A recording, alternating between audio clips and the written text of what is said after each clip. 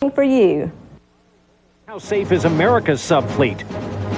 On a roll, the Gore ticket picks up steam. Bush fights back with tough talk about America's armed forces. In depth, it's official, the worst summer ever for air delays. Now airline executives answer hard questions. Will you ever get there on time? And rescued from the flames in the American West, the amazing story of the new Smokey the Bear. From NBC News World Headquarters in New York, this is NBC Nightly News with Tom Brokaw. Substituting tonight, Brian Williams. Good evening. The first pictures are in, and they are chilling. The Russian submarine Kursk tonight remains at the bottom of the sea, all hope lost for the souls inside. Russia today said it is sorry for the loss of life. They will be forever blamed by the families of the dead for not acting fast enough. Those families can now see where the end came for the crew after an unspeakable underwater catastrophe. We begin tonight with NBC News correspondent Dana Lewis in Moscow. The frantic search is over tonight. The race against time lost. Norwegian divers opened 2 hatches leading inside the nuclear submarine Kursk today. This valve the only way in. Hope for survivors dashed when they look inside. The rear compartments of the sub flooded. A sailor's body floats nearby. Tonight, the head of the Northern Fleet goes on Russian TV, confirms his sailors all lost, and apologizes to their families. Forgive me for not protecting your men. The tragic ending in a 9-day ordeal that has riveted the attention of Russians and shaken their faith in the government. It began Saturday, August 12th. The Kursk and its crew part of a Northern Fleet exercise. The captain is ordered to fire a cruise missile and torpedoes. It's the last time the sub is ever heard from. 6 p.m. it fails to make a planned radio contact. Sunday, 3:21 a.m. A Russian cruiser finds an abnormality on the seabed. It's the Kursk. It takes 1 day for the Russians to admit it has sunk to the bottom, but deny there is any flooding. Later Monday, the Navy admiral says the crew is tapping SOS on the hull. Submarine seriously damaged. That night, the U.S. offers help. Tuesday, 9 a.m., the Navy claims more tapping from the crew, but Russia ignores outside help. Relatives wait, watch, pray. Russia tries to land mini-subs on the Kursk, swept away by stormy weather and strong currents. Wednesday, 4 p.m., 4 days after the initial offer of help, the Navy finally says yes. Thursday, British and Norwegian ships leave port for the search area. Friday, relatives at a breaking point. 8:30 Saturday night, a British mini-sub arrives. The Norwegians not far behind. Sunday, 10 a.m., the first picture of the Kursk and its damaged critical escape hatch.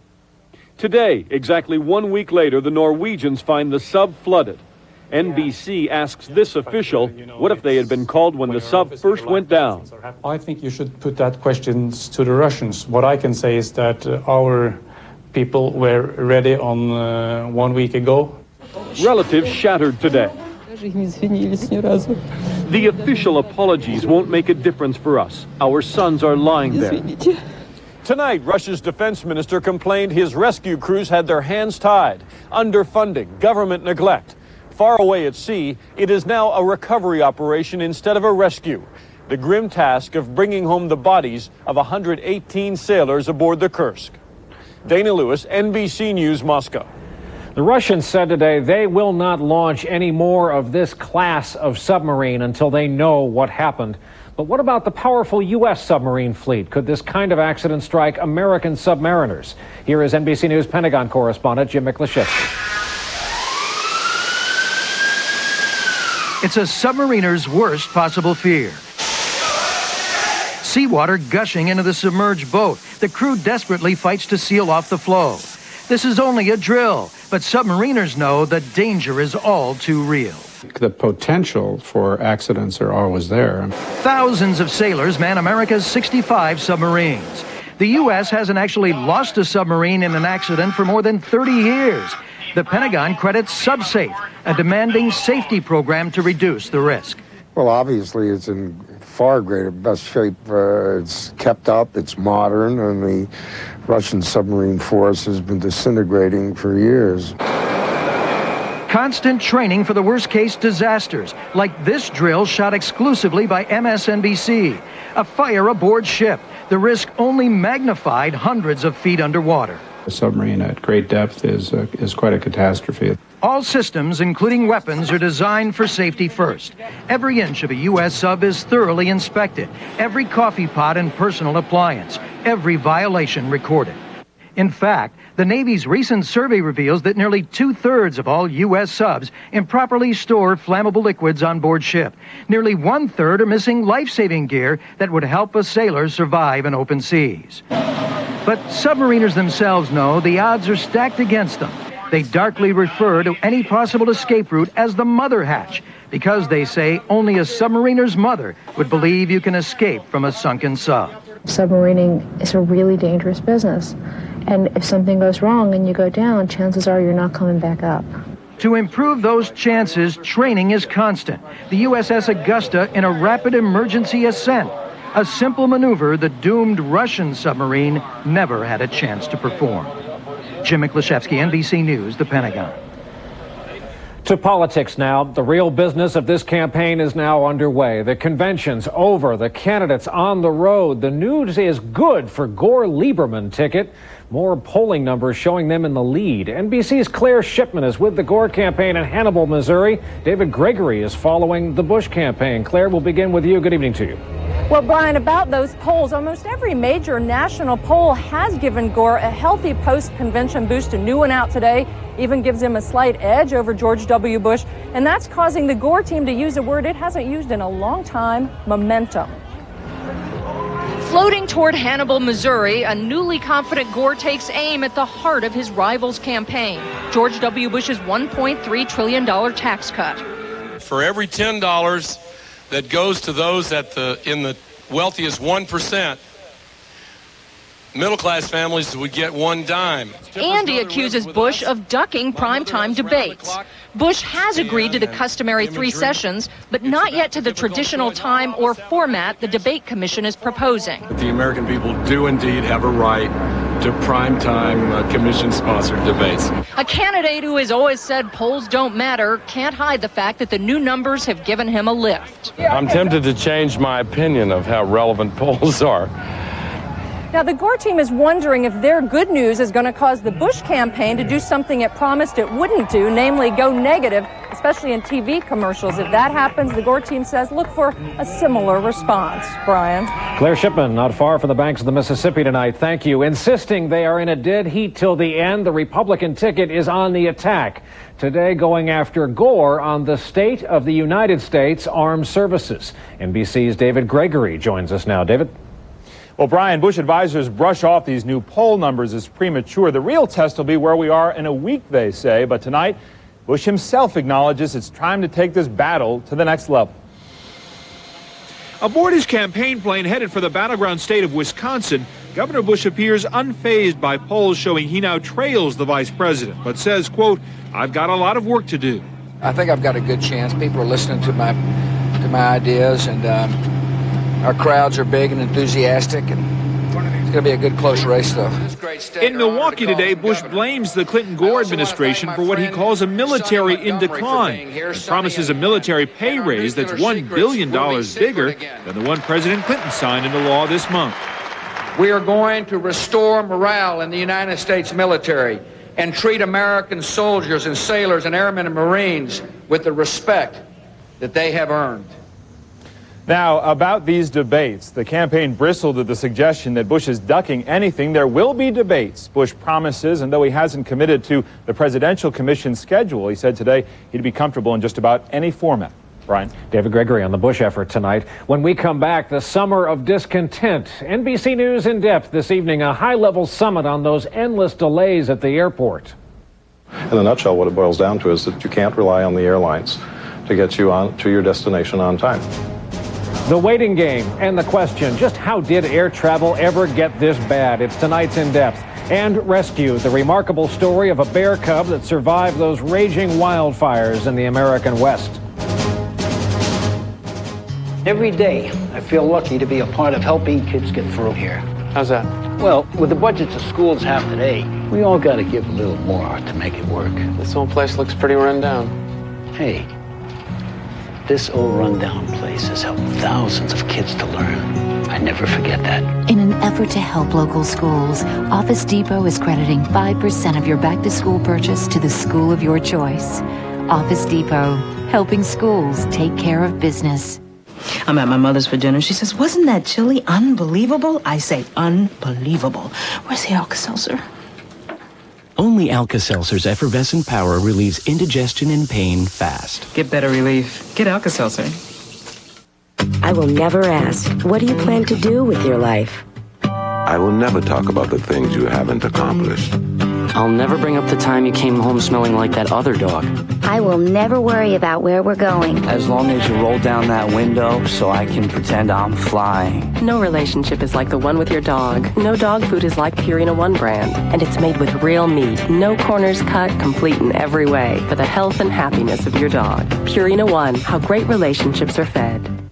Nature made it. Minwax makes it beautiful with rich wood stains and long-lasting protective finishes. Turning a house into a beautiful home is as easy as turning to Minwax. This business is a lot like a marriage. With a little work and a lot of love, we've made this place a success together. That's what partnerships are about, right? I need to be there for each other, no matter what. Of course I supported him when he asked his doctor about Viagra. I'm proud of him because he did it for us. Ask your doctor if a free sample of Viagra is right for you. Tomorrow, a summer of extremes, record drought, and now hurricanes. The first about to strike the United States.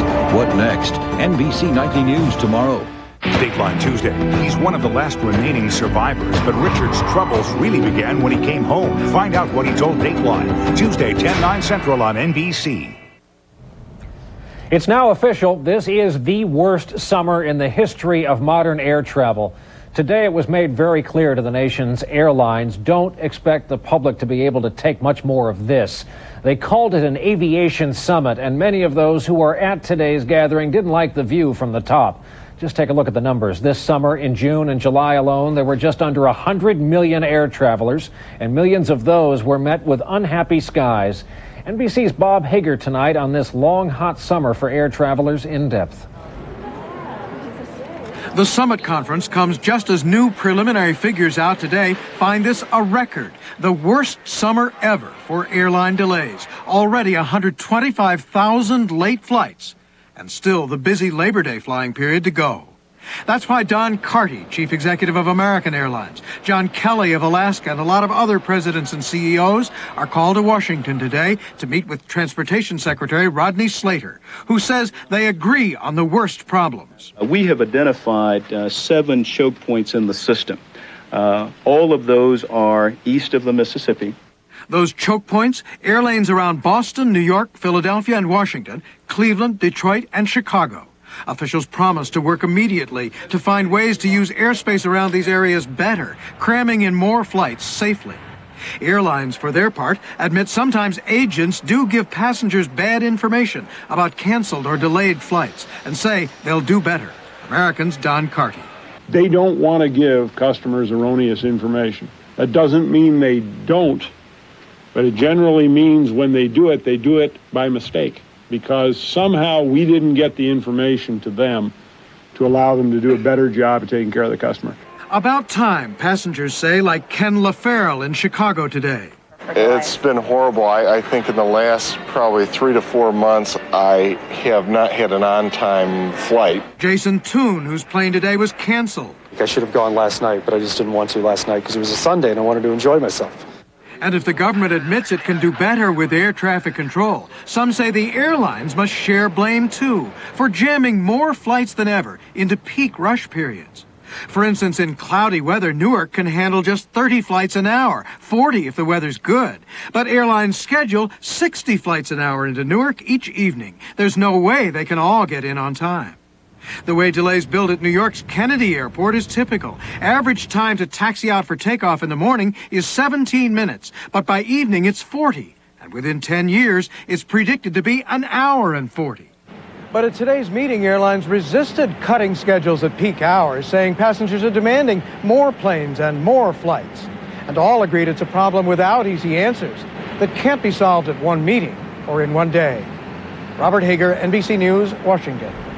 Tomorrow, 4 years later, the final report on what actually caused the crash of TWA 800, a close-up look at the investigation that could make all air travel safer as a result. We'll have it for you here tomorrow night on NBC Nightly News. Up next here, as we continue this Monday night, the latest on the growing threat in the Atlantic from that storm called Debbie and the pipeline explosion that turned a family holiday into a nightmare, the hidden danger now across America.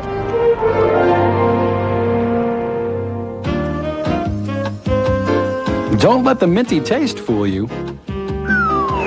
Scope kills just as many bad breath germs as the leading mouthwash. Scope kills germs before they kill your breath. This leading mouthwash kills bad breath germs. Ow! Scope kills just as many bad breath germs. It just doesn't taste that way. Minty! Scope kills germs before they kill your breath. Who says you can't share secrets with your grandson for years and years? Who says you can't watch the waves break for many summers to come? Pravachol says you can fight back against heart attack. If you have high cholesterol or heart disease, and diet and exercise still aren't enough, adding Pravachol can make a difference. Other drugs lower cholesterol, but Pravachol is the only drug of its kind that's also proven to help prevent both first and second heart attacks, so you can live a longer, healthier life. Talk to your doctor about Pravachol today. Pravachol, a prescription drug, isn't for everyone, including people with liver problems or women who are pregnant, nursing, or may become pregnant. And because serious side effects can result, tell your doctor about any muscle pain or weakness you experience while on Pravachol. Your doctor may do blood tests to check for liver problems. Tell your doctor about any medicines you are taking. Who says you can't spend a lifetime with your first love? Pravachol, it's your life. Fight for it. Question: can Imodium really change your life? Well, you might still find yourself trapped in the bathroom, pulling into every rest stop, stuck on the sidelines, or having one of those days when you just can't leave the house. Isn't it time to feel like you again? Imodium AD safely, gently relieves diarrhea, often in just one dose. Imodium AD, restore yourself. When it really counts, you stand your ground. Looks like we've got a lot in common.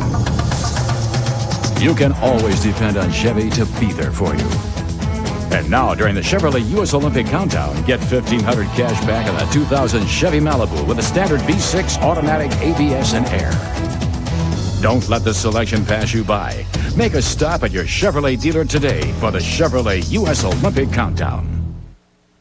Peter and Melanie tied the knot in September, and just a few details are left to plan. We'll show you the flowers you chose. But what about her hairdo? Help! Tomorrow on Today.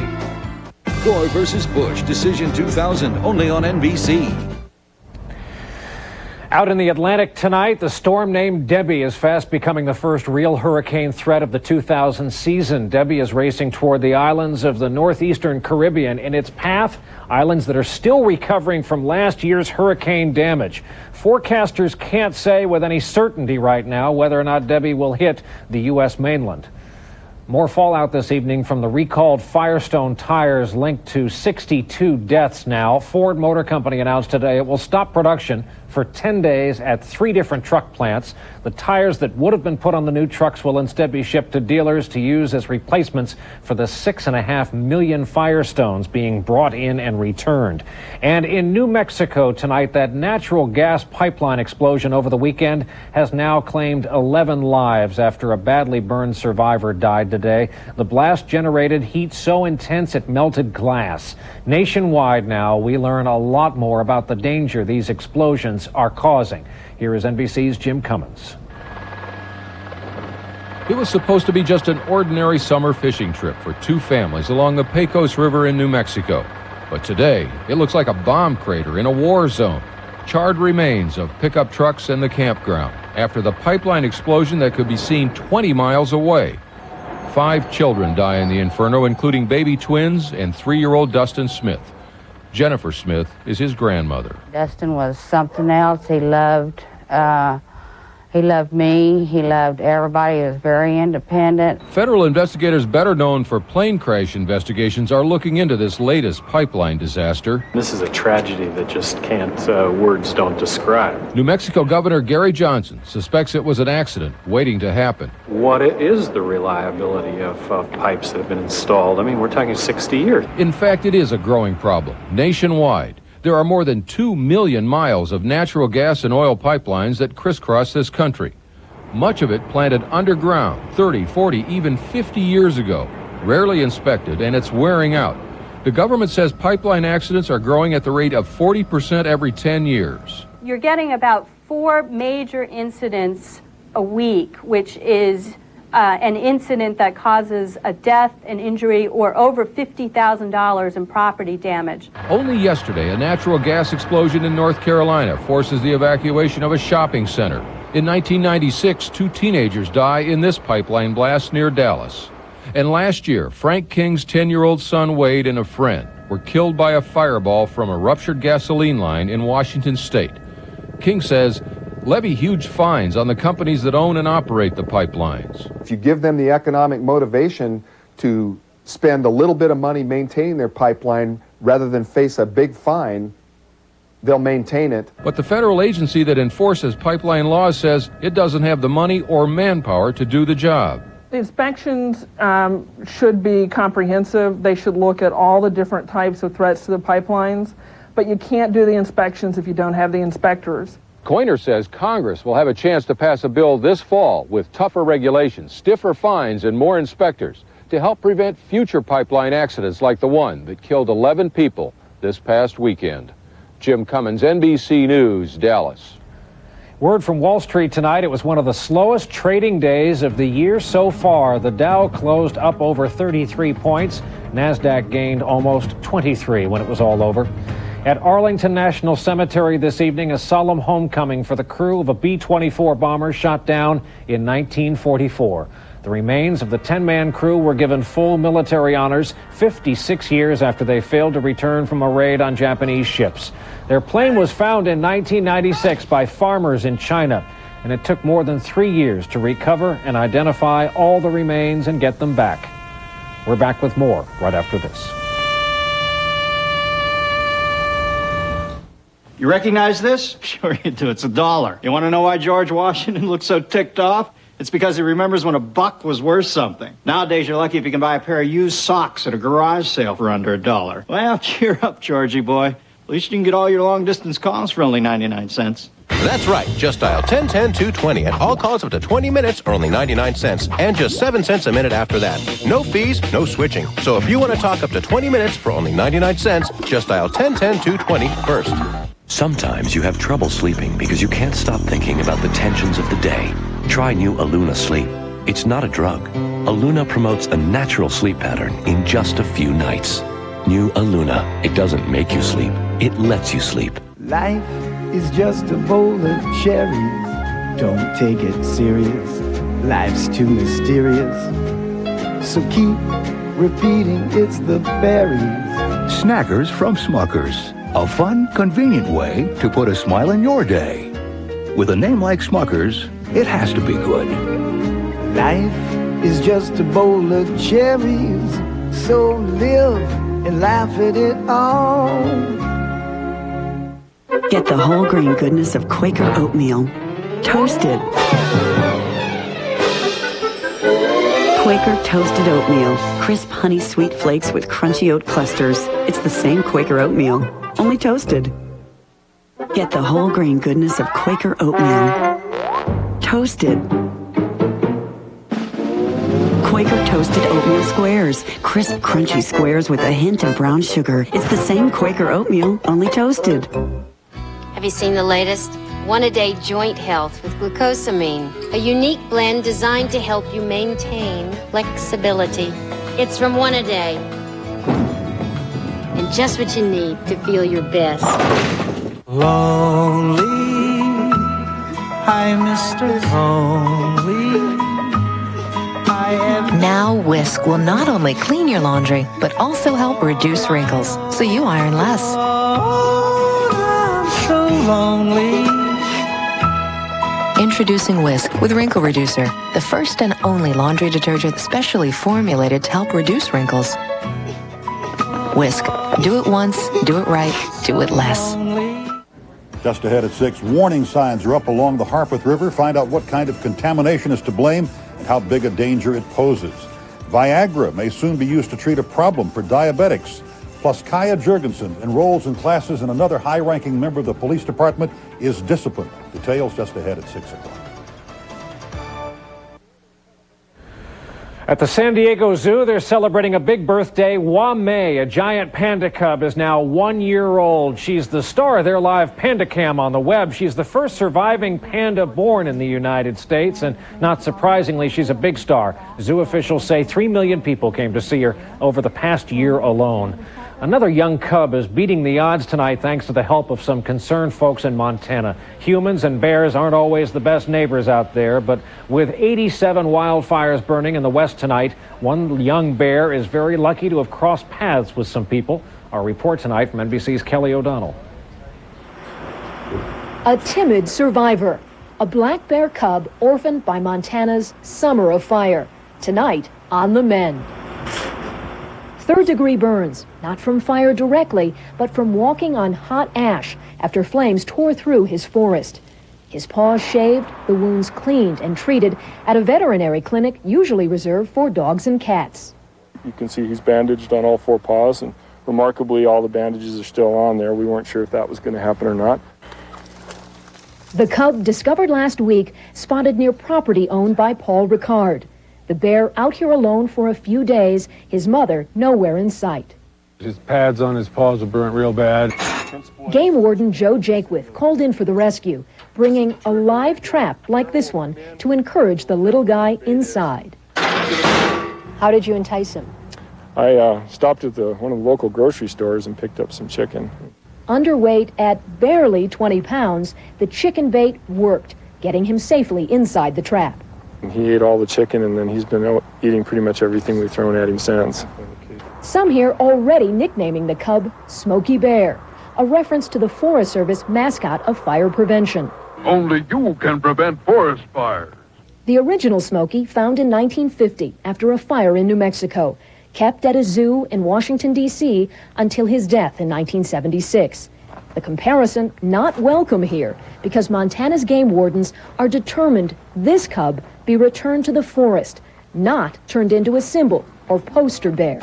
I've gotten lots of people that have asked me if this is the next Smokey Bear, and all I can say is that we're going to treat this one like an orphan bear cub that needs to be released back into the wild. That release won't happen until winter. The plan? After some rehabilitation, the cub will hibernate in captivity. While sleeping, he'll be moved to a den in the forest where he'll wake up next spring, old enough to make it on his own. For now, the cub headed to an animal shelter 3 hours away in Helena.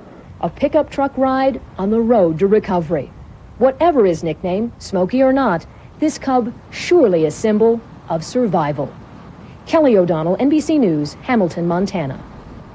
That is NBC Nightly News for this Monday night. I'll look for you later on this evening for the news on MSNBC on cable. That's at 9, again on CNBC each evening at 10.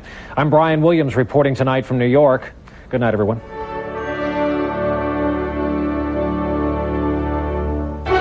Nightly News is a presentation of NBC News. More Americans watch NBC News than any other news organization in the world. Next on the scene at 6, you may want to think twice before canoeing down the Harpeth River. Environmentalists have found yet another health hazard. And 2 men are dead after a construction accident in northeast Nashville. I'm Dorinda Carter. I'll have a live report coming up. Also tonight, a Middle Tennessee man claims drivers should worry about their tires even if they're not under recall, and his proof could cause even more trouble for Bridgestone Firestone. And if snakes make your skin crawl, the biggest one in the entire world is having a birthday. Put on your party hats. The scene at 6 begins right now. You're watching Channel 4 News with Dan Miller and Demetria Galadimos, Bill Hall, and Rudy Kalis. There's heavy concentrations of lead there. heavy, just as heavy right here. And we go on further, 20 miles down to Arno. There are new questions tonight about pollution from an old battery plant in College Grove. Just how far did it spread in the Harpeth River?